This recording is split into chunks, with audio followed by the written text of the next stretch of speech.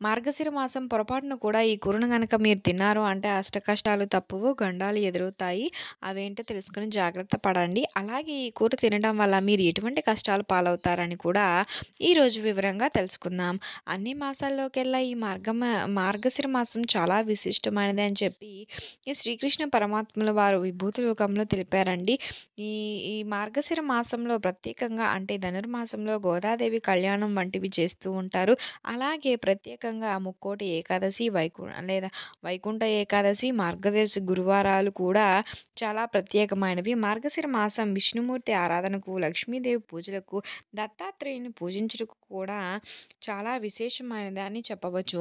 మార్గశిర మాసంలో చేసేటువంటి వారు లక్ష్మీదేవి పూజ కంపల్సరీగా చేసుకుంటారు.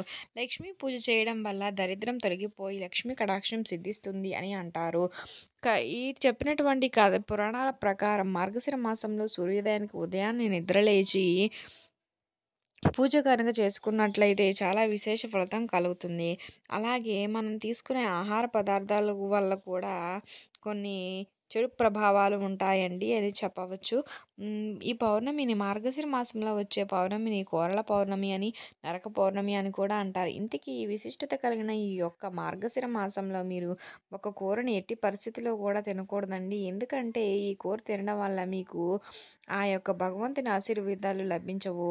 మార్గశిర మాసంలో మషాలాలతో తయారు చేసినటువంటి వంటకాలను తినకపోవడమే శ్రేయస్కరం. ఎందుకంటే ఈ విధంగా కనుక మీరు మసాలాలు తయారు చేసిన వంటకాలను తింటే ఆ పరమేశ్వరుని యొక్క పరిపూర్ణ అనుగ్రహం అనేది మీకు కలగదు. ముఖ్యంగా ఈ మాసంలో మీరు మాంసాహారాన్ని పూర్తిగా దూరంగా ఉండడం మంచిది.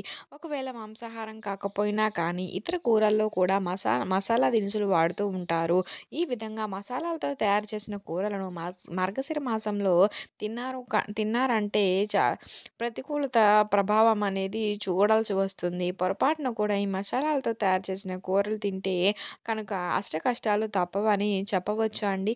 మీకు గనక ఈ వీడియో నచ్చినట్లయితే లైక్ చేయండి, షేర్ చేయండి. మీరు గనక కొత్తగా వాచ్ చేస్తున్నట్లయితే సబ్స్క్రైబ్ చేసుకోండి. Thank you for watching. Thank you so much.